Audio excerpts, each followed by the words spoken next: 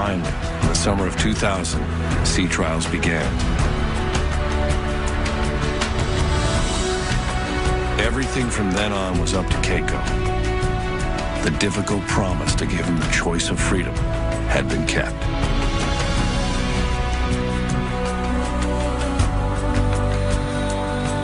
Then at last, Keiko was within feet of wild killer whales.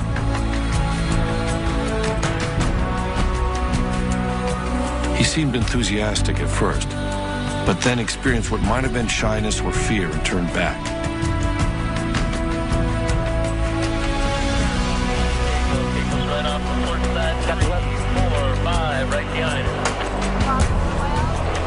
Later encounters looked aggressive, and Keiko continued to seek the shelter of the boat.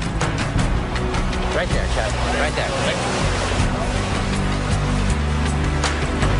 Of course it's speed, Michael.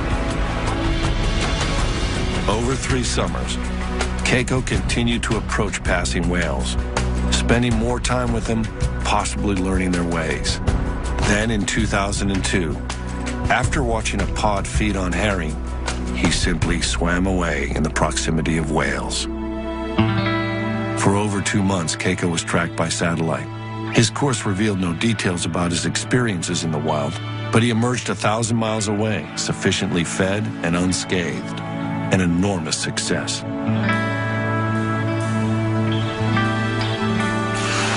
Then, perhaps seeking human companionship or just chasing an easy meal, Keiko followed a fishing boat into a Norwegian fjord. Keiko was still alone, but he was welcomed by enchanted children who must have felt they already knew him. Strong bonds are undeniably formed between captive orcas like Keiko and people. But we've been slow to consider that the ocean's greatest predator, wild and free, may also be curious to understand us. Hey, I see you there. Come on, come on. Hello, hello. Who's that? Come on, hello.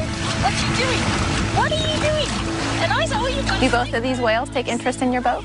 Well, you know, as a scientist, you have to say no. But as a whale hugger, oh, for sure. You know, there's no doubt in my mind. Right there. You see him? Yeah, he's right there. He's right there. I see his fin. Hang right in there so you can see him. You know, when he's swimming on the side underwater like that, he can see you through the water surface just like you can see him. So it's a bit distorted, but he definitely knows that you're there. So, you know, leaning right over and looking at him, it's just as interesting for him as it is for you. Right. Yeah. Right. And I find if I take no notice of them and I put on my scientific face and I just take my notes and everything, they don't interact. But if I have a good time with them and really interact with them, then they get all involved as well. Oh. Yeah. In an effort to both protect orcas and to involve the public, Orca Hotline, Ingrid speaking. Ingrid founded the Orca Project Hotline. Oh, that's fantastic news. And so what direction were they going when you saw them? Her nationally advertised number rings with reports of orca sightings and strandings, like that of the whale she named Ben. Oh, Ben.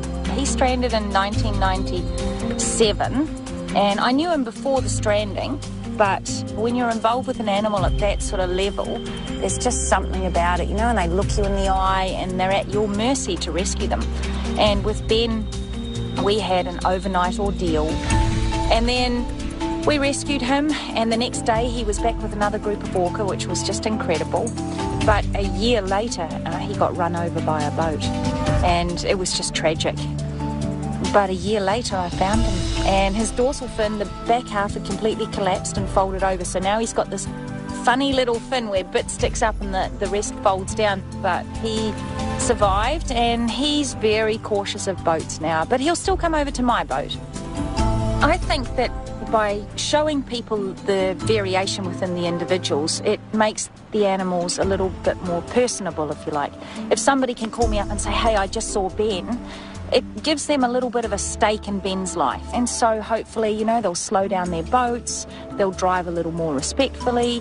The data, of course, is really valuable for my research, but ultimately I want it to be that the public will want to protect these animals.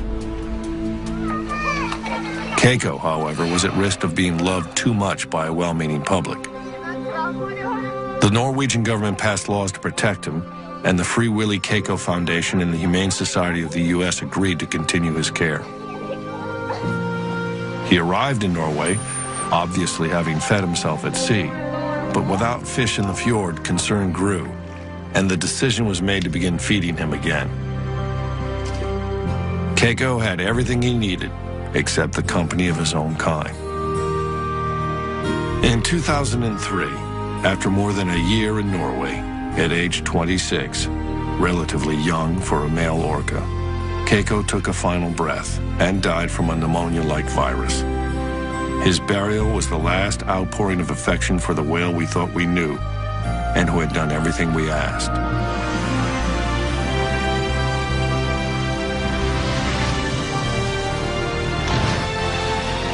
Keiko was the whale we had forever changed. And no matter how good our intentions, he was the whale we couldn't fix for him to become what nature had intended, an orca in the close company of other whales. It wasn't possible, even for the world's most loved, most famous whale. I think it would be quite impossible for anybody to propose capturing an orca, at least in North American waters at this point. So I think in that sense we've come quite a long way in terms of public attitudes. In terms of what we understand about orcas, we've also come a long way. I think at this point we understand enough about orca society to realize that this is complex and remarkable and fascinating. And we don't have the whole story yet, but what we do understand is really, really interesting.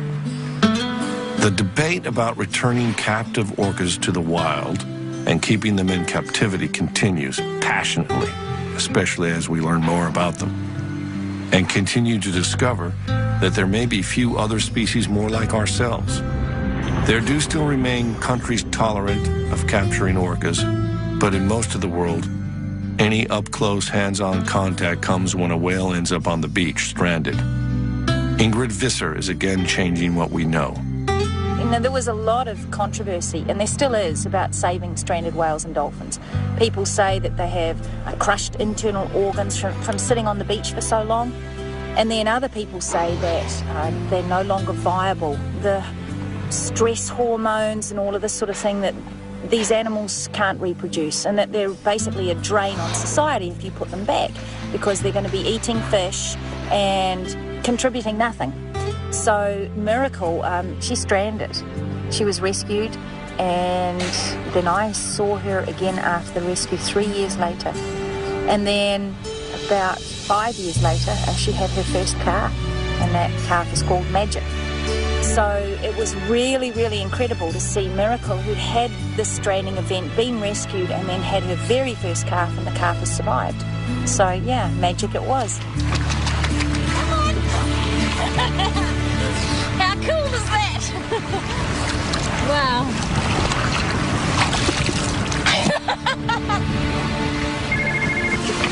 Orca Hotline, Ingrid speaking.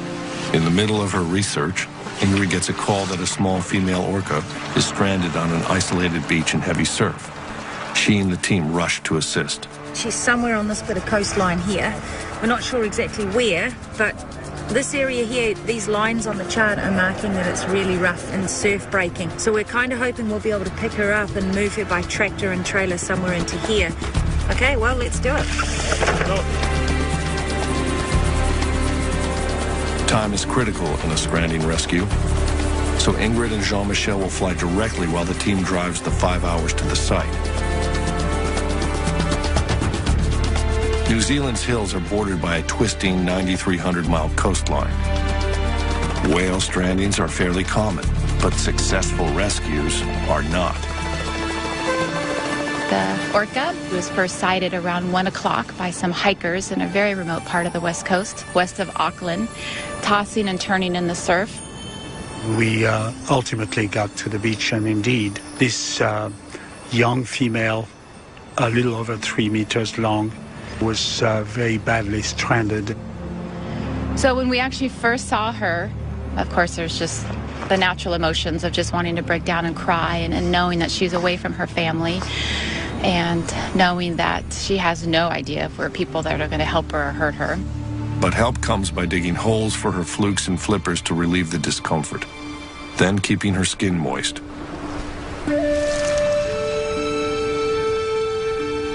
She was probably not alone, struggling in the surf, and another whale may have tried to pull her back to sea, judging from the marks raked across her tailstock.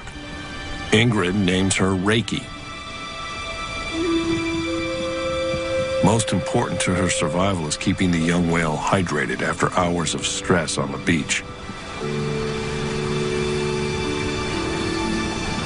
Ingrid is successful in getting her to accept a tube bringing water. It's a triage that also involves reassurance and comfort.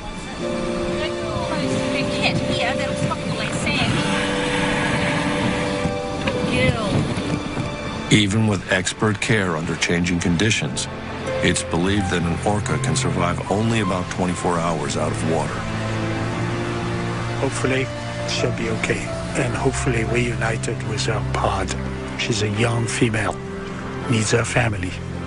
We're very, very anxious to see her back in the ocean, in her world. We moved the animal just right up above this tiny little town where there is a facility where we could pull the truck and the trailer right next to a freshwater source.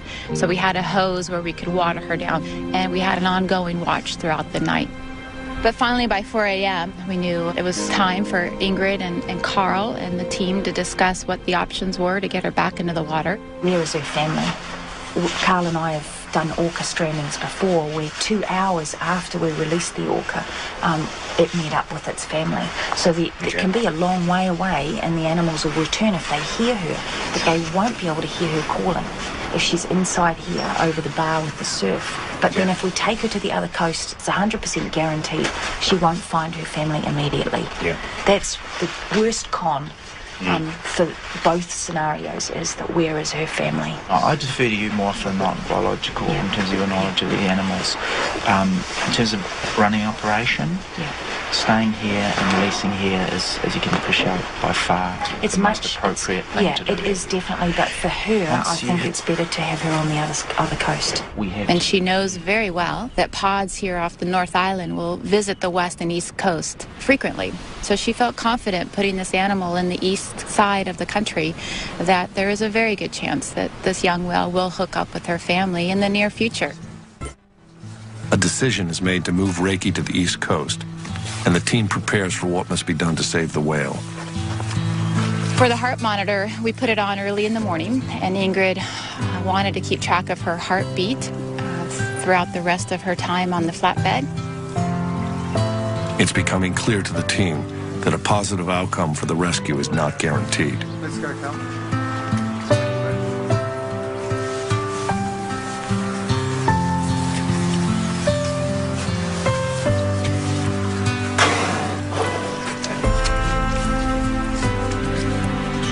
For me personally, it was the first time I've seen an orca so close. But Ingrid, with her trust in us, we really were not only filming and assisting, but we were participants. And when she had asked me to sit next to the whale and help keep the heart monitor on her the entire time, it was my job then to really have that continuous touch with the animal and really hopefully transmit my calmness to this animal. And her heart was very normal, was average, between 60 and 80 heartbeats per minute. And there were times when it even dipped a little bit, which was hopefully a sign of her calmness. And so an unusual procession moves through New Zealand's largest city. So we drove right through the heart of Auckland, 90 minutes through town, with the moment of just sitting there thinking, I'm with a whale. I'm sitting here with a whale. We finally arrive over the east side and pull into the harbor and the ramp. We're about to put the animal in the water, and there's well over 100 plus people cheering as we drive up.